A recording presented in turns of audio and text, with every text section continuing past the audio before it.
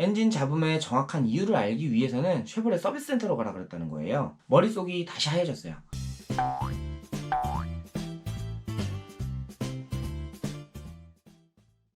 안녕하세요, 카피디입니다. 성능점검 기록부. 중고차 구매 경험이 있는 분들은 다들 아실 거예요. 성능점검 기록부를 보는 법은 다들 알려드렸죠? 그러면 성능보증보험은 들어보셨나요? 2019년 국토교통부에서 공문이 하나 내려옵니다. 중고차 매매상사에서 판매되는 모든 차량은 성능보증보험에 의무적으로 가입을 해야 된다는 내용인데요. 원래 중고차는 소비자가 성능보증보험을 가입하지 않아도 엔진, 미션 등 차량의 주요 부품이 망가지면 보증 수리를 해줬었습니다. 그래서 저는 보험사가 정부에다 로비를 해서 보험 상품을 만들어낸 건 줄 알았어요. 왜냐하면 딜러가 차량을 매입할 때 성능 점검료를 내면 성능 점검 기록부를 받을 수가 있거든요. 그러면 성능 점검을 맡았기 때문에 성능 점검장에서 보증을 해주는 거예요. 근데 갑자기 이걸 보험사에서 보증을 진행한다고 하고 돈을 소비자한테 추가로 받아낸다는 게 이해가 가지 않았거든요. 이 돈은 누가 내느냐? 소비자가 내는 거예요. 이건 너무한 거 아니냐고.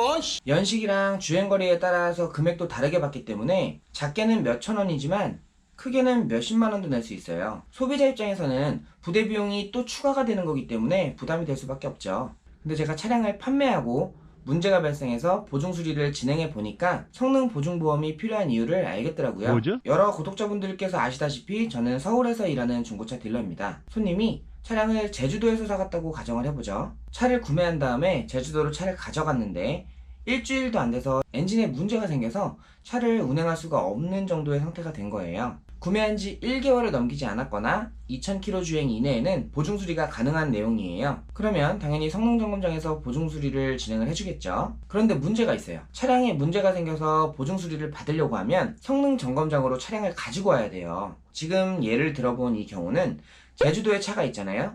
운행도 불가하고, 근데 그 차량을 서울에 있는 성능점검장으로 다시 가져와야 돼요. 물론 엔진 수리 비용도 비싸겠지만 지금 당장 어떻게 옴짝달싹 못하는 차량을 어떻게 가져올 것이며 그 차량을 가져오는 데 들어가는 비용은 소비자가 부담해야 되는 거거든요. 그래서 보증보험이 좋은 점은 차량에 문제가 생겼을 때 전국 어디든 보험사와 제휴된 지정 수리업체가 있다는 거예요. 아, 그런 면 때문에 성능보증보험이 괜찮구나 이런 생각이 들었어요. 근데 보험료가 비싼 경우가 좀 많아서 보험료를 좀 싸게 받았으면 좋겠다 하는 아쉬움은 남았지만요. 여기까지는 좋은 점을 말씀드렸고요. 성능보증보험은 아주 얄팍한 수가 숨어 있어요. 제가 이번에 가지고 있던 13년식 말리부를 판매를 했어요. 대천에 거주하시는 분인데 토요일날 연락이 왔는데 본인이 쉬는 일요일날 방문을 하시겠다는 거예요.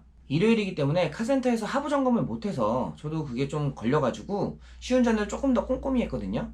근데 차량에서 악셀을 밟을 때 이렇게 드르륵 드르륵 갈리는 소리가 나는 거예요. 제 생각에는 이게 겉에 베어링에서 소리가 나는 것 같은데 오늘 일요일이라서 카센터에서 점검이 되지 않으니까 월요일날 요걸 수리를 하고 다시 전시를 해놔야 될 것 같다. 그랬더니 겉에 베어링은 별거 아니니까 수리 금액 정도만 내고 해주시면 차량을 가져가시겠다고 하시더라고요. 그래서 겉에 베어링 같은 경우는 수리 금액이 한 20에서 30만 원 정도 할 것 같으니까 제가 30만 원을 추가로 내고 해드리겠다. 그렇게 말씀드리고 겉에 베어링 문제가 아니라면 성능보증보험에 가입이 돼 있기 때문에 수리가 가능할 거다. 이렇게 말씀을 드리고 차를 출고를 시켰어요. 다음날 월요일날 전화가 왔어요.